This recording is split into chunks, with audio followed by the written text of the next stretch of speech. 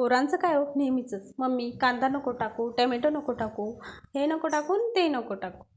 तर चला म्हटले जाऊ द्या, त्यातील कांदा तर ते अजिबातच खात नाही कांदा टाकल्यावर. म्हटले जाऊ द्या, आपण थोडा लसूण टाकला, मस्त तेल गरम केलं, त्यात थोडं लसूण जिरं टाकलं, टॅमॅटो टाकला, हळद टाकली, मिरची मसाला, धने पावडर टाकली, थोडीशी कोथिंबीर, चवीनुसार मीठ टाकलं, छान मिक्स करून घेतलं.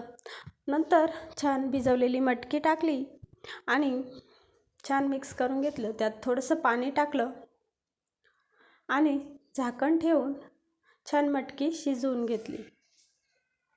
तर त्यात थोडासा रस्सा ठेवला आणि छान मटकी शिजवून घेतली. तर छान अशी मटकी झाली होती. त्यावर थोडीशी कोथिंबीर टाकली.